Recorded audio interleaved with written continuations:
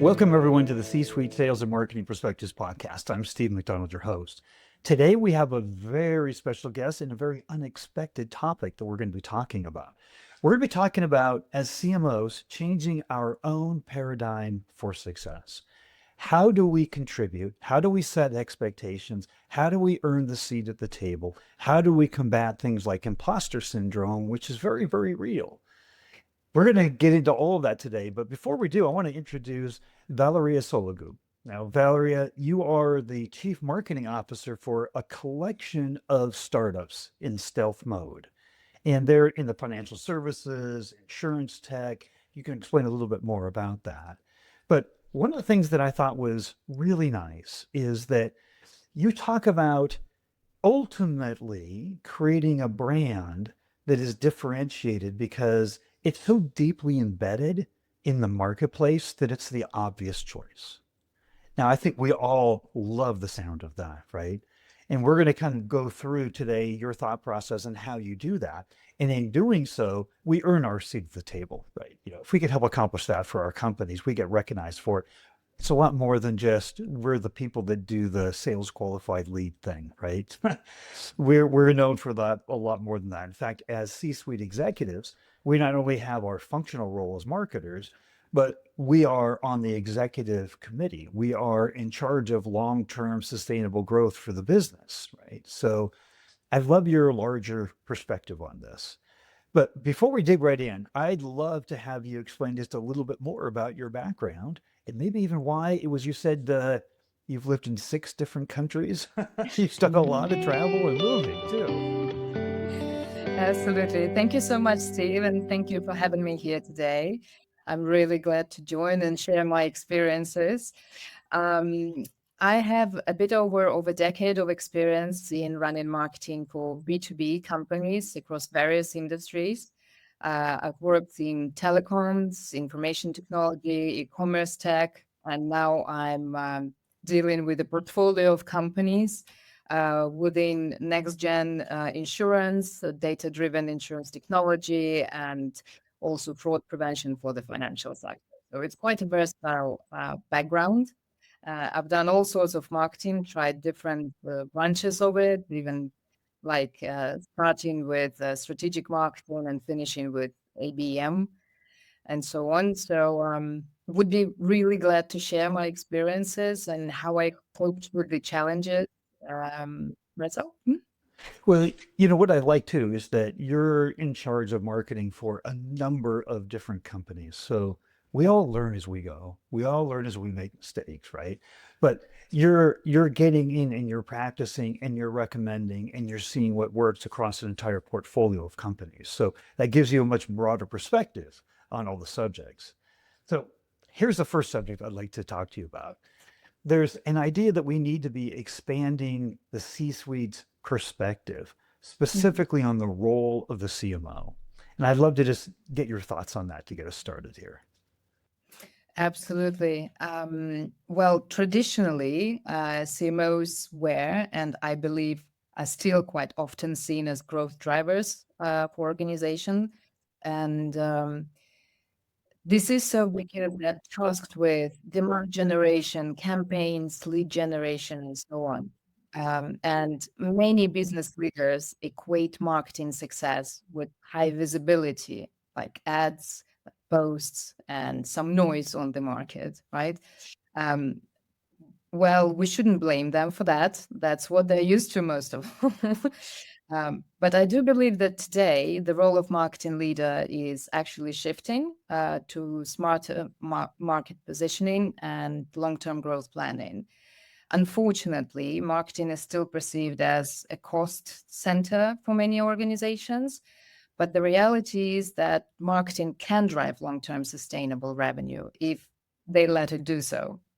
So, as far as I've seen, it's closely connected to managing expectations and peer education across the board. Like, if business leaders understand the true marketing mastery, they know that it's about owning that unique space in the customer's mind. It's about controlling the perception of value and actually owning that, mental real estate before the customer even reaches a decision. So the most effective CMOs, in my opinion, today are actually business strategists first and marketers second. They're deeply involved in competitive differentiation and revenue modeling. They're shaping category leadership, influencing pricing strategy, product market fit, even sometimes investor confidence, right? And I do believe that they're not just driving the pipeline. I believe that marketing's influence goes beyond sales, and it actually helps define how entire industries perceive a company's value. And businesses where their leaders see marketing as core driver for enterprise value, not just as an operational expense, win in the long run. Thankfully, there are companies who understand that. I worked with a couple of companies like that with amazing business leaders who are actually super supportive and were actually asking me really good questions, you know, which is very important because really good questions leads to means that there is enough curiosity to what you do and to how things actually work and outside the box, right? But there are also those companies who actually haven't experienced the benefits of what I'm talking about right now, or they are, for example, resistant to change. Hence, I think that requires the marketing leader to find that connection with them, with the management team, and quite often educate their peers at the table. So, for example, you could start one could start with a question. And instead of asking, how can we get more people to see us? Ask, how can we control the perception of value in our space, right? This is a massive shift, and it shifts the focus from visibility to that strategic positioning. And you can help your colleagues get it. They just need to hear it from you, right? And I do believe that best marketing pre-shapes the decision-making process rather than fights that attention span in the crowded field. And as you rightly mentioned about that situation with toys, like according to nudge theory, Richard Taylor's nudge theory, people choose defaults because they reduce cognitive load, right? And if you manage to become that default choice for them, you're going to win the markets. Yeah, it's almost half of decisions are made in order to not make the wrong decision, right? The Absolutely. safe decision, that's what I'm Absolutely. taking away. I'm taking away so much that I want to do an entire series on this, but that, you know, we to be that default choice in the marketplace, right? Yeah. We have to position ourselves in value. And the good news is, a lot of CEOs, CROs, other executives on the C-suite, they kind of have the mentality of a B2C market, which is just, it's all about mass awareness. It's all about the numbers, right? It's a complete numbers game where ABM is the exact opposite of that. Really, Yes. it's creating very personal relationships with a very defined set of an audience. And not that numbers don't matter, right? But one of the things that I was thinking about as you were saying this is, you know, our organizations tend to be very new logo driven. It's all about getting new companies, new logos into our client base. And that's very important at the very beginning stages, right? So in a stealth mode with startups, you've got to, right? You got to get product market fit. You've got to, but when you get to the second stage, Forrester came out with a report and they showed that 73% of new annual revenue actually come from existing clients, right? Mhm. So it's just another idea of like over the long haul, changing the mentality of mass awareness, mass reach, mass new logo development, and reorienting that conversation the way that you're talking about here is let's just focus on creating value, right? If we could do that. Now, that's where I have my next question for you, because you talk very eloquently about marketing as a massive support network for every department internally, from product to sales to operations, marketing ourselves, right? In order to do that, what is the key? right? What is the key that lets marketing be the consultant, basically the internal consultant with all those different departments? What is the secret sauce that we have that allows us to be in that kind of a position? Right. Uh, I believe we're getting closer to what I call marketing's quiet power that lies in several things. If we're talking about the internal aspect of it, it's that ability of a marketing leader to communicate with the board of the peers and actually translate more complex marketing ideas in very plain language and focus not on um, direct marketing attribution or the numbers, but on storytelling, right? If you get these people on board, that's 50% of success, right? But on the other hand, when we're talking about that marketing quiet power, it is about um, a lot of work with the market itself and the product you are about to sell, right? I think that the most powerful marketing is actually doesn't feel like marketing. And I think this catchy phrase, like it goes around the industry quite a lot these days, right? Um, and I believe that good marketing happens even before a product launches.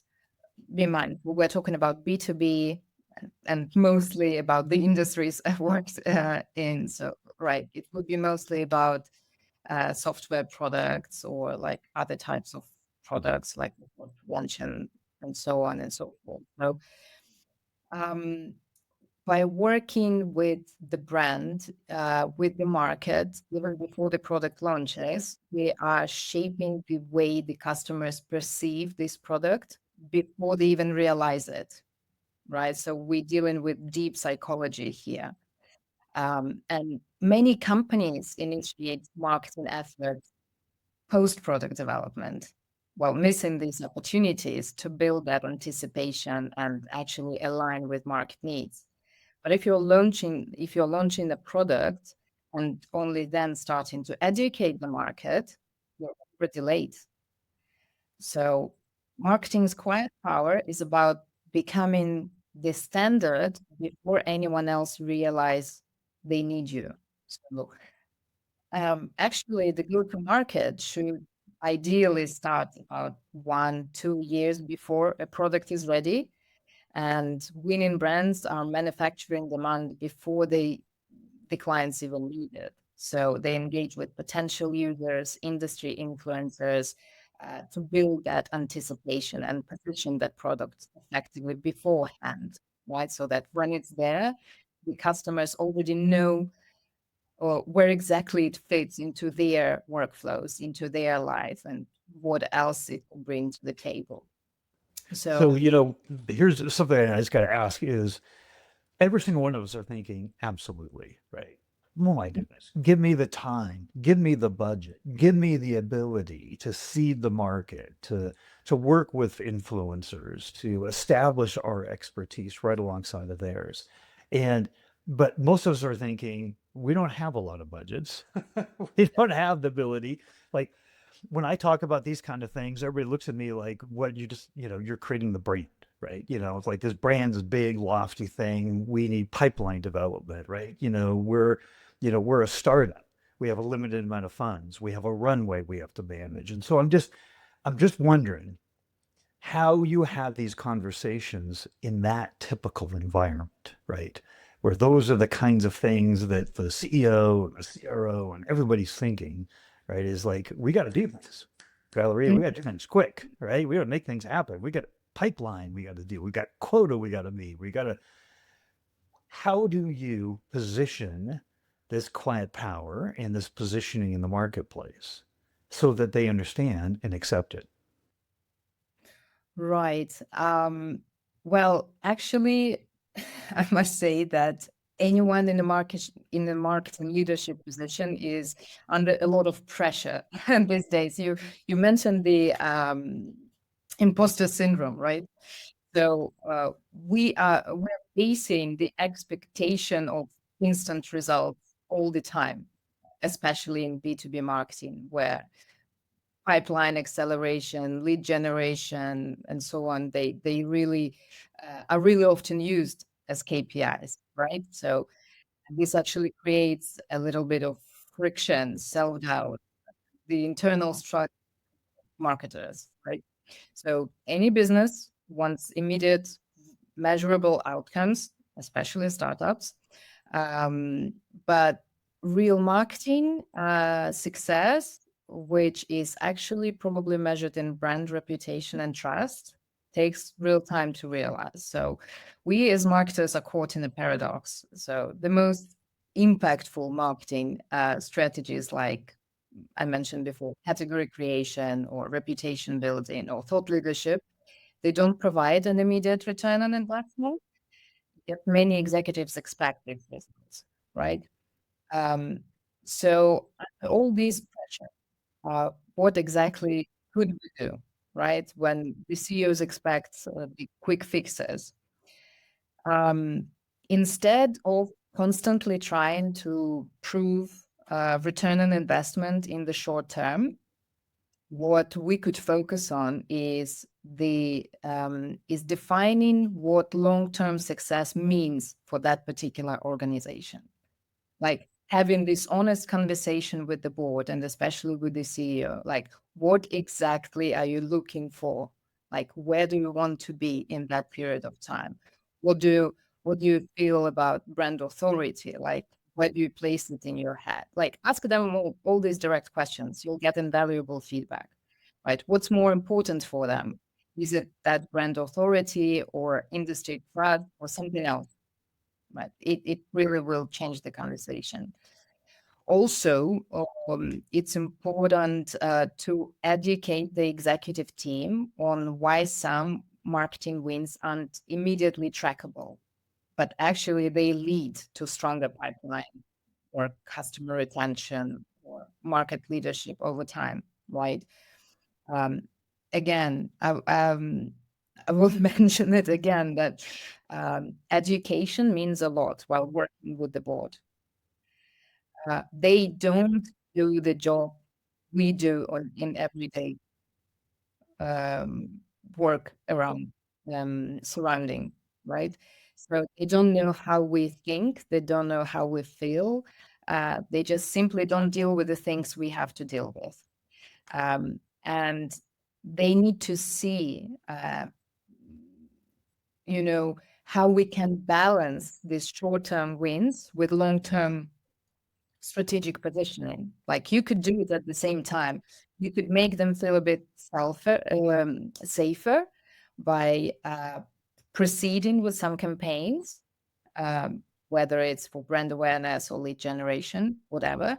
But at the same time, you can still keep running that long-term strategy, that marketing efforts that you believe will help you build a sustainable growth strategy rather than just getting quick wins. Like you could do it simultaneously. So when CMOs embrace it, they are actually much more confident in their value and they get the respect across the table. And they don't have to prove, like defend every single number in the report they see. So, um, however, all the people are different. And first of all, I'd say that this is about getting into the shoes of that other person across the table. So if you're talking with the CFO, you should think first place, uh, what's their position, their stance, what they look at, right? If you're talking with the CEO, again, what's their position and so on. This will really help you navigate the discussion. I love that. There's your internal customers, right? We think a lot about our external customers, but we have some pretty important internal customers that we've got to satisfy. And I love the reframing, the re-education. I also love where you talk about run some campaigns that are demand gen, right? Get some early wins, right? Yep. We do have to help fill the pipeline, right? But there was a woman that came on about a year ago. She's a three-time B2B SaaS CMO. And Mhm. she said, today's brand is tomorrow's demand. And I used that line and I ran it by about 15 different CROs. And Mm-hmm. every single one of them agreed that without a strong brand, that position in the marketplace, their job became so much harder. And in fact, to the point where if you have that strong brand, it takes cycles away from an ABM sales process, Mm-hmm. right? Because the sales team, A, isn't trying to establish trust and credibility with the brand and themselves because that has been seeded in the marketplace. So it has so many different ways the brand impacts. And you said one other thing I wanted to accentuate, which was it doesn't have to be separate. There's this perspective that brand building and pipeline building are completely separate activities and they cannot be mixed together, which is just not a true statement, right? Yes, So absolutely. Mhm. getting those wins, accomplishing the long term with the short term, something we've got to do. And I would add that in our previous conversation, there was another whole component of the secret sauce that you talked about that enables marketing to not only be that educator, but that internal consultant. You talked about really needing a deep understanding like of your customer, your ideal customer profile, that it's the foundation for real differentiation. It's the foundation for everything that we do. Tell me a little bit more about your thoughts on that.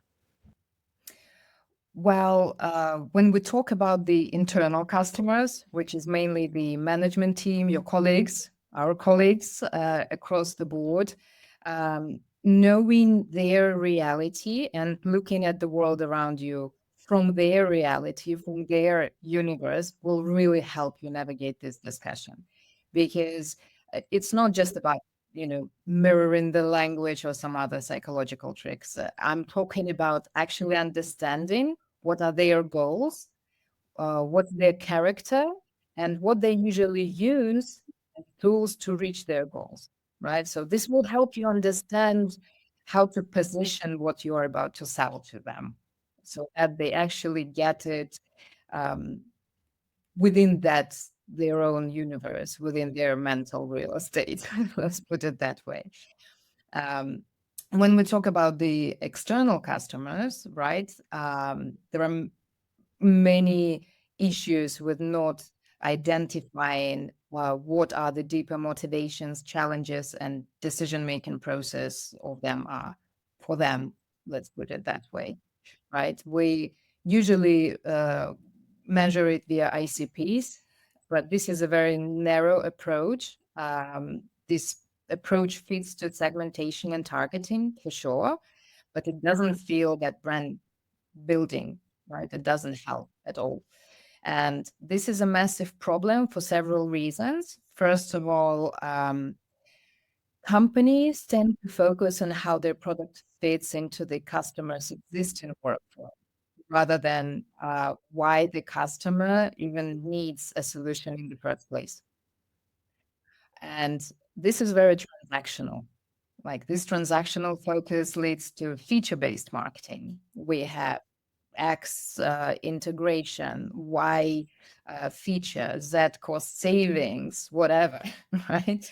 And rather than solving a bigger strategic pain point for your customer, you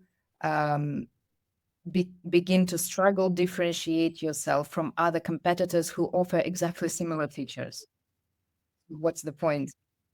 Um, so for your product to win the market, you need to actually live and breathe the world of your customer. What uh, what will their industry be like in 2 years' time, or how your product actually could help them, or is there possible modification of your current product uh, that could address their needs in those 2 years' time? So companies that actually go beyond transactional needs and understand the bigger business context of their clients can create stronger relationships and become a trusted long-term partner rather than another vendor. So for me personally, I follow customer support very closely. I mean, every single conversation that gives me an opportunity to not just assess the client's requests, but I see the big picture. Are there certain patterns in their requests, or are there main points they're concerned about? What's the overall mood? Are they generally happy, or are they generally stressed?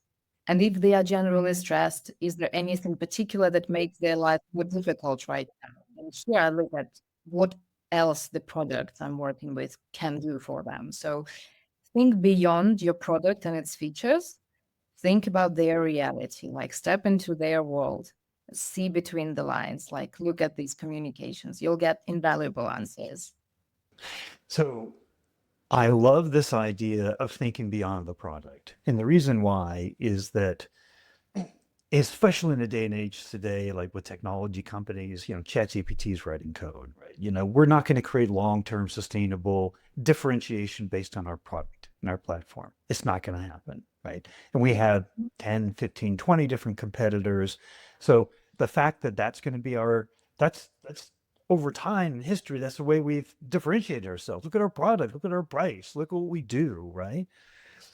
But I just went through a call with a chief customer officer, and he was recounting a conversation that he had with his ICP, a chief information and security officer. And that chief Mhm. information security officer had just gone through purchasing something for their tech stack. He had Okay. reviewed 14 different companies, and he said they all said they could do everything I wanted them to do, right? If all of the 8 things that I needed to have done, nobody came back and said, I do 6 really well. Those 2 we're kind of still working on, right? Everybody said, yep, we can do it all, right? So from the Absolutely. buyer's perspective, it's just a sea of sameness. You wonder why there's these trust, surveys that come out that say 74% of B2B buyers don't believe the customer evidence that we present to them. We are the sellers. We position ourselves in the best possible light. It's why they're doing all their own research and waiting longer and longer and longer to even talk to us, because they're looking for credible ways to make a decision. We're not going to give them credible ways to make a decision by talking about our features and our products. We Absolutely. are going to prove first, I think, to your point, that we understand them. And even beyond the scope of what the challenges that we solve for them that are very important, but they have a much broader set of challenges, right? That they're thinking about, that they need to be successful. They want us to be a partner and understand this and not talk about just this.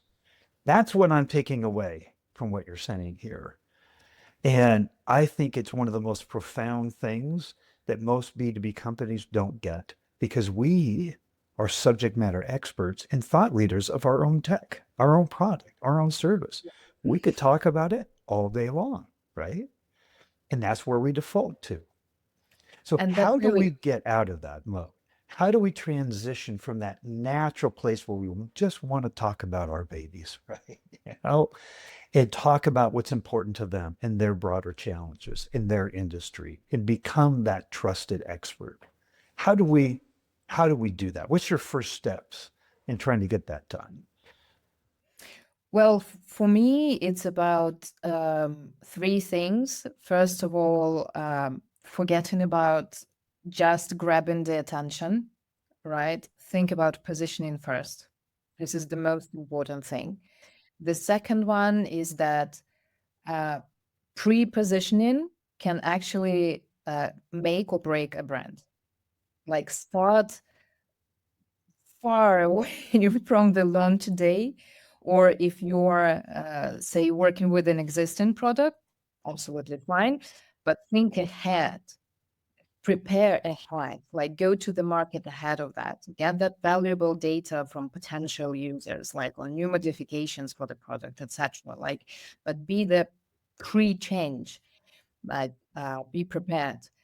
And the last thing I definitely look at is working with category leadership more than with reactive tactics. Unfortunately, most businesses are used to reactive tactics.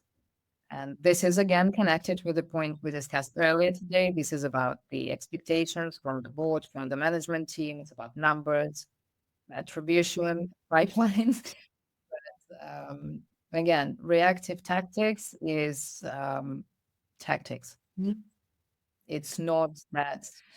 strategy that will help you win in the long run. So, Valeria, we've had such a fantastic conversation. We've covered so much territory here. I have to ask this last question, which is for the audience that's listening here, if there was one most important takeaway that you wanted them to remember from listening into this conversation, what would that be? Let's scope it all around that quiet um, marketing power, right? The quiet power of marketing is not in being the loudest voice in the room, but being the most strategic force in the room and carry it gratefully. I love that. The strategic force. I'm going to take that away because we have the ability to do that. You talk so eloquently about, listening into customer conversations and understanding beyond the product and understanding their world at a greater viewpoint and perspective that we can be consultants with them and not just product sellers, right? I think that transition and then being that force with the rest of the executive team and the entire company really is one of the most important aspects of being a CMO. And we need to take that rightful position at the table. I do guarantee one thing: people are going to have some questions. If they have questions, Have can I questions? provide a link to your LinkedIn profile that they can reach out and ask you some questions? Absolutely, please do. All right. Well, fantastic. Well, Valeria, thank you so much. The whole idea behind this podcast is just bring in unique perspectives and insights that are going to make us as C-suite executives, as marketers, as revenue leaders, as CEOs, they're going to make us more successful leading our B2B organizations. And you did that today. Thank you. Thank you so much, Steve, and thank you for having me.